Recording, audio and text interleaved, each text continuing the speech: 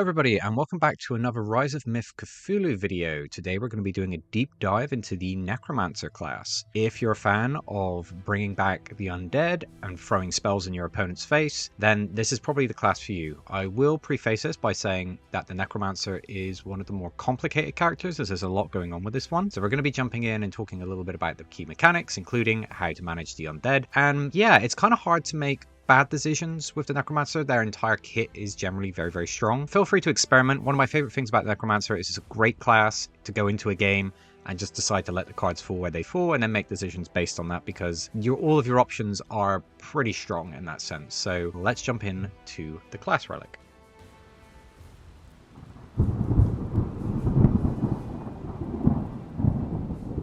Our class relic is the Revertera Mortius. I am probably saying that wrong, and I do apologize for anybody who can pronounce that correctly. But this class relic gives us 10 HP and 11 sanity at the beginning of the game, which are both very healthy pools, especially on sanity. This is on the upper end of what we would come to expect. Our class relic says, if we're wounded or insane at the start of the round, we gain an energy. Very powerful, and it's effectively free energy. Always love that. And the other ability that we get is the limit of free summons per character. We'll talk about summons when we get into the base deck, but basically you can't have a gigantic army of shadows, but you can have enough where it matters. So that's kind of like the cool things with this character. I'm a huge fan of this class relic. The only thing that we do need to consider is, do we want to be wounded or insane in order to gain that energy? And our insanity modifier is that the Necromancer adds 1 energy to the upkeep cost of each of his summons. This is really expensive. All the summons in general have an upkeep cost, and there are ways to get those costs down, as we'll discuss when we get into the rewards. But for the most part, when you start adding energy costs to your summons, they become a little bit too much. You're paying too much in order to keep them in play. So if you're playing the summon build, you pretty much want to get down to wounded, and then you just get free energy, and then you can use your summons to defend yourself. And if you are playing the Spellslinger build, you are going to be wanting to be insane, as you just get energy and you don't need to worry about the drawback on your summons.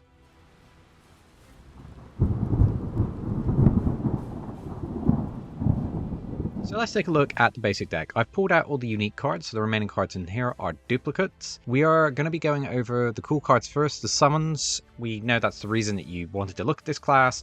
You are absolutely not here to farm aura, but you get to do a little bit of it. So let's talk a little bit about a summon. So our summon cards have these black corners. This one costs 2 energy, the Lesser Golem. It's a summon, so when you play this, it stays in front of you like a permanent skill. It has attack 2 and health 2. You get to make a choice with your summons each turn, and that's going to be to attack or to defend you. You can't do both. And this card particularly has, if it defends you, you get defense 1.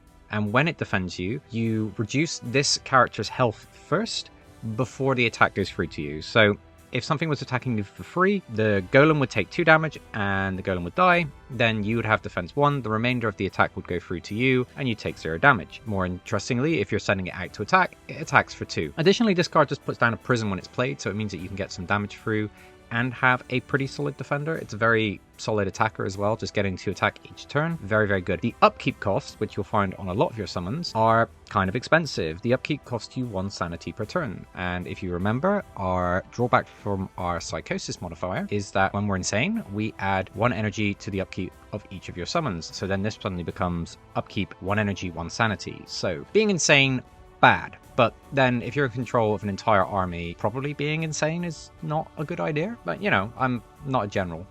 Our 3 summons that we have in the deck are the Lesser Golem. This is probably my favorite one in the base deck. Very powerful card. Skeleton. This card is surprisingly important in the kit overall because it costs 0 energy. This is very powerful. It has no upkeep. It's just an attack 1, health 1. When you find other cards that use the synergies based on the number of summons that you have, or ways to buff summons or give benefits to summons, this is very good. It just means it sits in front of you, adding 1 to your counter on those cards, and it's just like a free attack. Or it can just be defense 1 for 0 energy, which is just really good value. I love this card. It's not one that you want to remove. It obviously can't be discarded for any energy, but this is just really good. 1/1 for 0, that gives you synergy. It's hard to complain about this. Lastly, we have the Bone Pillar. There are more summons in the reward cards, but these are all the ones in the basic deck. This is a 2 energy, 0 attack, 4 health creature, and it has an upkeep cost of 1 energy. So to explain a bit about those upkeep costs, they are optional. If you can't pay them, or you choose not to, the summon gets sent to your discard pile. So what you can do is, for example, play this with the intent of not paying that energy upkeep and let the Bone Pillar collapse. So you don't actually have to fall back on some of these drawbacks, and managing to not pay these drawbacks is a key part of how you get the most out of the Necromancer. This one's really good. It's effectively defense 4. If you play it and then use it as a defensive card, you get to block 4 points of damage for 2 energy, which is very strong in the base kit, and then you don't have to pay this cost. There's other synergies in the deck as well, which make this pretty strong in the early stages, and it always discards for 2 energy. I like this. It's a good card throughout the entirety of the game. It's a very good defensive card, and it's just 2 energy if you're not doing anything else with it. Next, let's move over to the offensive options. So we've only got 2 offensive options, so it's pretty easy. You are either playing button A or button B. The first one we're going to be taking a look at is Transgression. Transgression is a 2 energy magic attack that attacks for 2. You may discard 1 card to add attack 2. Oh my god, this card is so good. In the base kit, we're getting 2 energy for 4 damage. That is really, really strong. We do have to discard a card to do it, but you can just play this as an attack 2 if you don't need to. This card has a ton of synergy with another card that we're going to talk about in our defensive lineup, which will basically allow you to do some wombo combos, but Transgression, very, very solid. It's going to allow you to kill lots of the small things, set up combos, and it always discards for 2 energy. I'm always happy to have this in my deck at every stage of the game. The golden ratio I'm looking at is for every energy I spend, I want 2 points of stats, so 1 energy, 2 attack. This is 2 energy, 4 attack. You do have to discard an extra card for it, but that's totally fine in the earlier stages of the game. To get just such a great ratio where you don't need reward cards for it, this is very solid. The other attack card that we have is Malaise. Malaise is a magic attack. Attack 1, you can spend an energy to draw 1 card.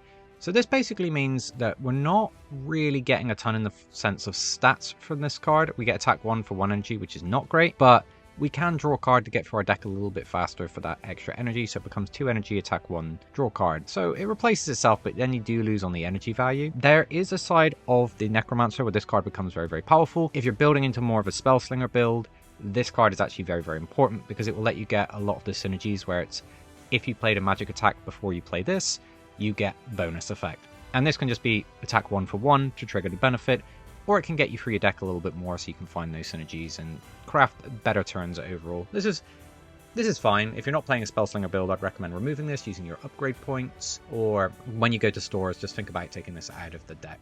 Progress points is the correct word, sorry. So as you can see, as you progress through the game, you get progress points, and you can use these to increase the power of your character at the start of the game and your options throughout the run. So, good ones to consider is like maximum health, maximum sanity, class items, and the removal of cards. The removal of cards is probably the main thing, and if you want to go heavily into the summon build, you can cut the Malaises. Our defensive options are Unholy Barrier, which is a 1 energy defense card. It gives you defense 1. You may lose a sanity to add defense 1. I don't like this. A sanity is expensive, especially when our being insane is not good for us if we're on a summon build. We can use it to get our class relic to give us more energy each turn, but it's very expensive. You're not getting enough stats for the energy, and you're trading sanity, which is just not great. In the earlier stages of the game, if you want to avoid a big hit, maybe it's worth paying the sanity. I'm not a fan of this card. It's one of the cards that I'm quite happy to remove from my deck as early as possible. The other defensive option that we have is the Orb of Protection. This is a 2 energy defense card. It gives you defense 1. This is the meat and potatoes of this card though. You may play a summon card from your discard pile, reducing its cost by 2 energy. Oh look, all of these cards have less than 2 energy cost. Our Lesser Golem, our Bone Pillars. So we play this, we get defense 1, and then we get potentially 4 points of stats just out of this card. This card is great. And remember Transgression? Oh, we could discard the summon we want to bring back. When you play this, you get to do this once at your table before your friends will probably stop being your friends. Arise.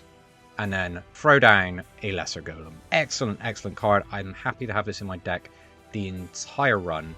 I cannot express how much I love this card. Even if you're just playing the Spellslinger build, being able to discard a Bone Pillar, get back the Bone Pillar and have defense 5 after dealing 4 damage, this is just great. And you can get back other summons as well, but you will have to pay the remaining energy cost. So this is just very, very strong. I really like this. Just reduction of 2 means that these are free, but on some of the other summons where they've got higher costs, just pay the extra energy and you can just get a guy back. Lastly, in our initial kit, we have 1 energy interchange. It's a skill where you can choose to lose 1 sanity and regain 2 health, or you can lose a health to regain 2 sanity, and then we get to inflict a prison. This is okay. You get more back than you pay, which makes it quite interesting. It's sustain in your main kit. A very, very good way of using this is to make sure that you can get wounded faster, so that you can start getting the extra energy. You do get a prison, and there's quite a bit of synergy in this class with the prison status effect, which makes it great because prison is probably one of the better damage dealing status effects in the game. Being able to regain that sanity will help you pay for some of your summon upkeep costs if you want to keep the lesser golem around. It's always a bit of a challenge to decide whether you want to keep this when your hand most likely will let you just dismiss this. Orb of Protection, play this, put down a prison, punch your guy in the face, ride off into the sunset feeling like the best person who's ever lived. Yeah. There's lots of good stuff going on here. Interchange, this is an alright card, and it will let you play against some of those bosses that aggressively attack down your sanity. You can trade some of your health to get some of that back as well. Just all around a good card, and it's one you can comfortably remove once your deck starts getting a bit better. Class items. Let's talk about class items. So we don't normally get a class item at the start of the game. We have to spend progress points in order to get one. However, there is a catch to that. You can get one if we're playing solo.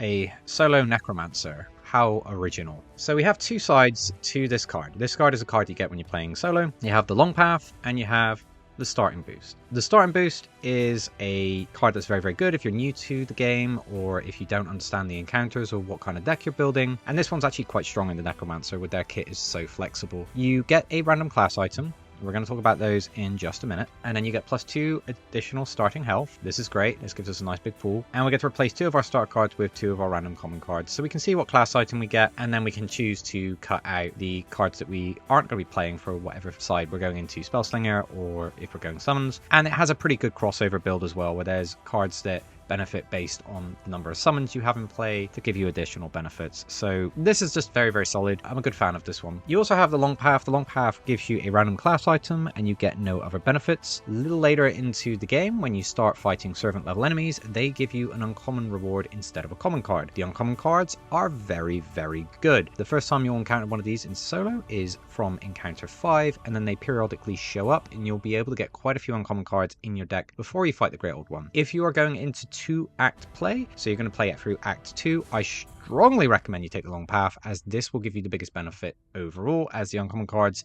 the stat to energy ratios are just a lot better than what you're going to get from the common cards. If you can be a little bit patient, you've got quite a good amount of survivability and a lot of good damage that you can make the most of the long path. Now that we know how we're getting our class items, let's actually take a look at them and see what we think.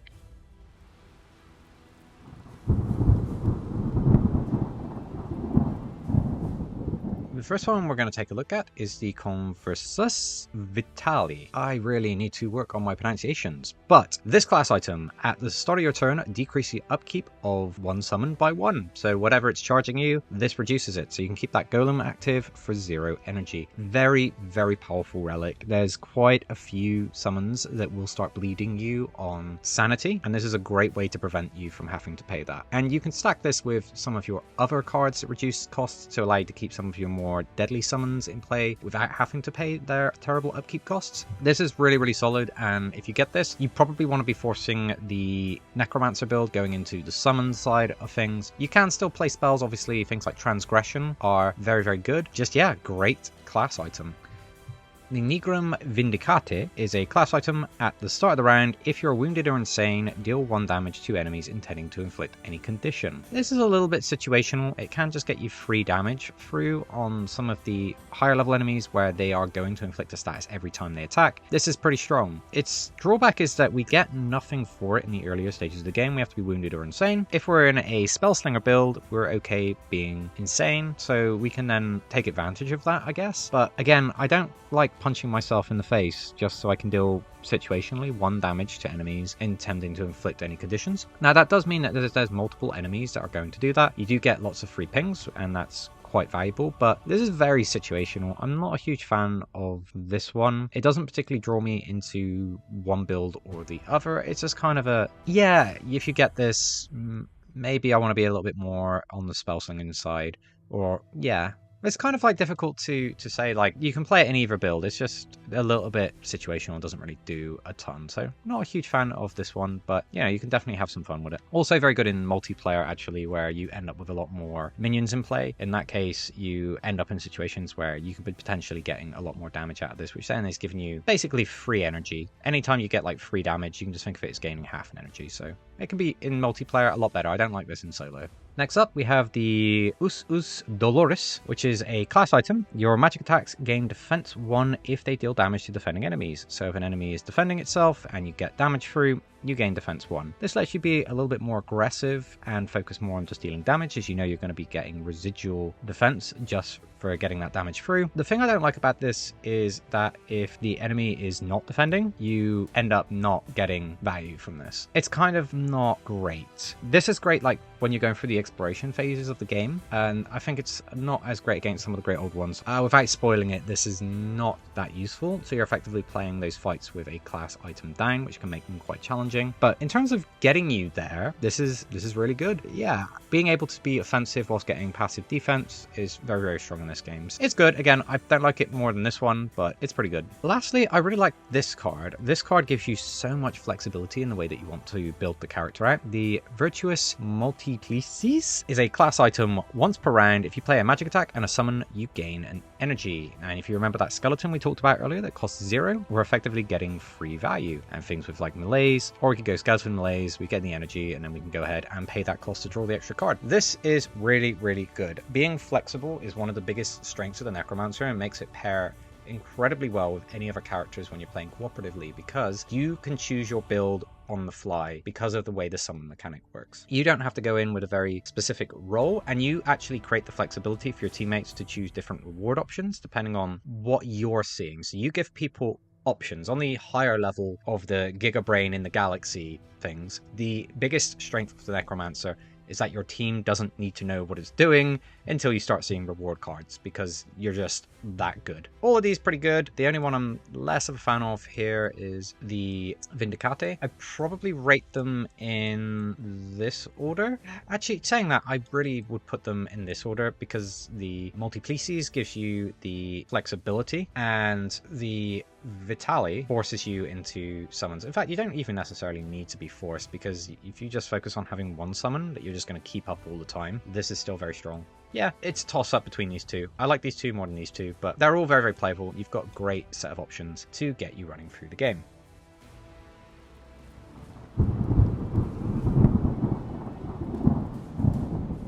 Let's take a look at some of those rewards. We're going to start common, as always. I'm not going to pull out everything. I'm just going to grab 3 cards that I think show off different aspects, and we can talk about them. We'll start off with our defensive option, Alone Against the World, which is a 1 energy, and this discards for 2 energy because the blue flame tells us it does. So we get 2 energy on the discard and we can play it for 1. Very, very good. Defense 1, that's understated for what we want for our energy cost, but we get to add defense 1 if there are no summons, so we get 2 defense for 1 energy, which is great, especially if we're in Spellslinger and not focusing so much on the summons. If we are wounded or insane, which if you remember our class relic are quite happy for us to be that way, we get the extra energy from this, we get additional +2 defense. So then we get 3 defense for 1 energy with no drawbacks. We have no summon, we get 4 defense for 1 energy on a common reward. This is insane value. Really, really like this card. It's great when you're playing solo and you're in Spellslinger, and it's also pretty good whilst you're undecided on what build you're going into. It's probably not the first pick I would take given all the other options, but if you're still trying to figure out exactly what your deck makeup's going to be and you don't really have great options, this one's pretty solid to pick up, and it's a good card all around. It discards for 2 energy throughout the entirety of the game, so you can use it to pay for your costs for your uncommon rewards or your rare cards. It's a good card. This is definitely good. Lurking on the Spellslinger side of this is Magical Combination. It's a 2 energy magic attack, attack 3. You may receive a prison to add attack 1. You just go ahead and take the prison. If this is the last attack that you play for the turn, you don't ever have to face the drawback of the prison, but you get 4 attack for 2 energy, which is good. We're paying 1 energy for 2 damage, and we can ignore the drawback because we just chose not to attack after we played this. Really, really good. Works with your synergies where you want to be playing lots of magic attacks, and it always discards for 2 energy, so you don't have to take this drawback if you've got better things to do. All around, solid card. Good to pick up early because the 4 attack that you can get through will be enough to kill lots of the smaller enemies.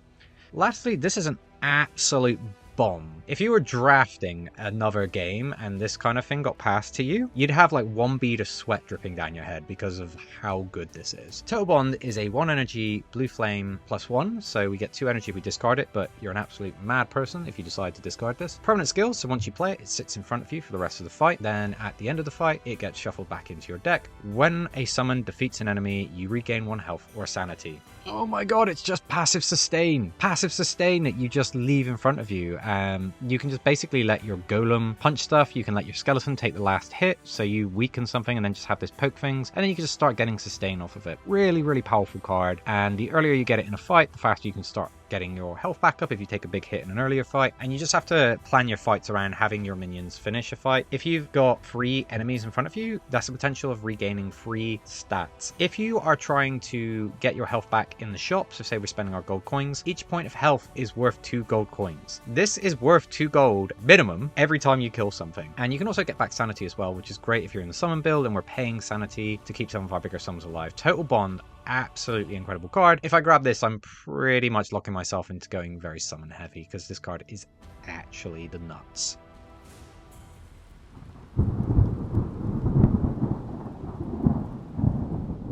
Next up, let's look at the uncommon cards. These are really great, and we'll start off with Underworld Fisher. Underworld Fisher is a 0 energy card to play, and it discards for +1 blue flame. That's really good value already. It's a skill. You get to return a summon card from your discard pile back to your hand, and you get to put prison on up to 4 enemies. This is effectively 4 damage for 0 energies and replaces itself. You can return that summon to then discard for energy, so this could be a bone pillar to give you 2 energy to play something else. So we just got 4 damage for 0 energy, and we have a discard for our transgression, or we have 2 energy to play something else. This card is just really, really good. And you can just play it with the base summons in your deck as well. Even if you choose not to add any of the other summons, getting 4 prison is great. It can be a little bit awkward if you draw this in your opening hand and you don't have any summons in your discard pile, but in that case it still discards for 1 energy. All around, this is really, really good. 4 for 0 in terms of damage. Amazing, especially good for setting up your other classes that care if there are status effects on the enemy creatures. Love this card. The Abyss is a 2 energy magic attack that costs 1 fewer energy if an enemy has any prisons. Oh look, like our Golem or Underworld Fisher or any number of our other effects that puts down prison. This is attack 3 for 2, so it's a little bit under, but we can get this for attack 3 for 1 energy, which makes it great. We can spend an extra energy to add attack 4. I had to emphasize that because of how ridiculous that is. If we've got prison down because we played a golem this turn, we spend 2 energy to get 7 damage on an uncommon. That is an absurd rate, and then that prison will tick over before the creature attacks you and deal 1 damage back to the creature, so you're effectively getting 8 damage off of this. And you don't have to pay that extra energy if it's unnecessary. It's just you could be paying 1 energy for 3 damage, which is amazing. Love this card. I'm going to keep saying this. I've got to try and be a little bit more monogamous with my cards, but when there's so many good options, why would I ever settle with just one? Abyss is a great card, and it's just something that you can grab a little bit later, and it just really fills out the deck. It's not something you need to grab immediately, but huge fan of this.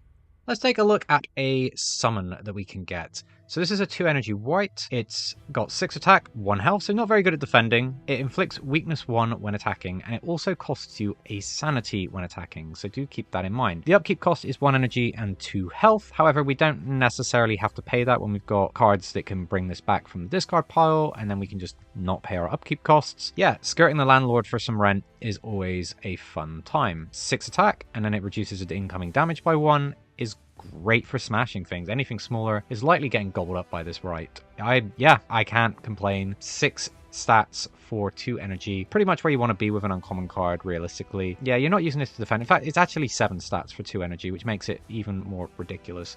Obviously, it costs you a sanity, but with the sustain that we already have in our kit available, this is just really, really solid.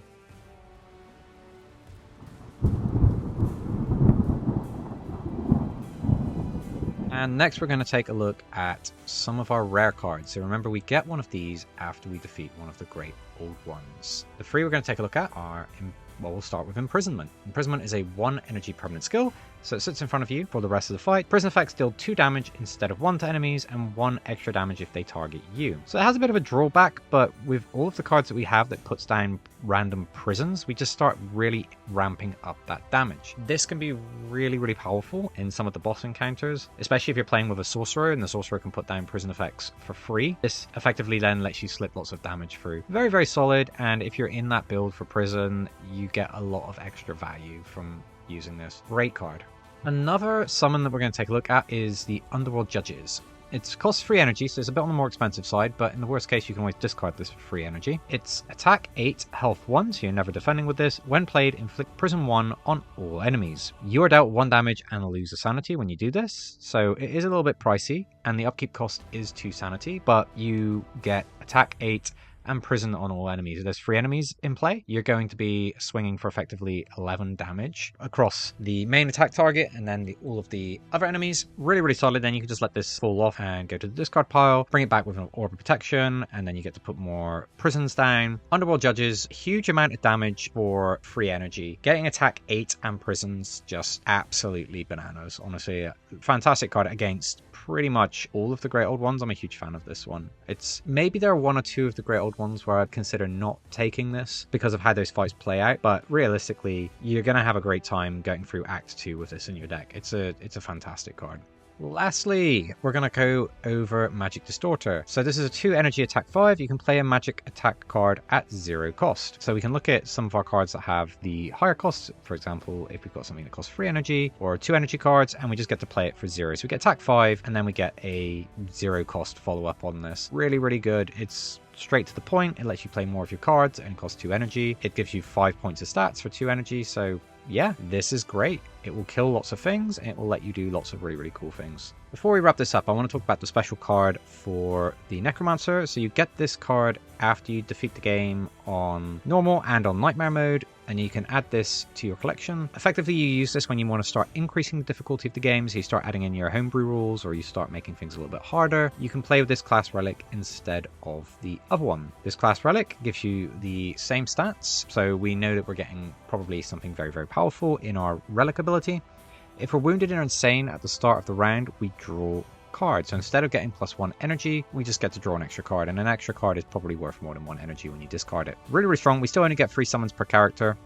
Really, really good. And that's going to sum up our deep dive into the Necromancer. What do you think? Are you looking forward to playing this class? Have you got any tips for other people? Have you had a sneak preview of the game? Or you're a time traveler and you're watching this after the game's come out and you've got any other advice you'd like to pass on to aspiring Necromancers? We'd love to hear them in the comments down below. But for now, we're going to sign off. So thank you so much all for watching. We'll catch you next time.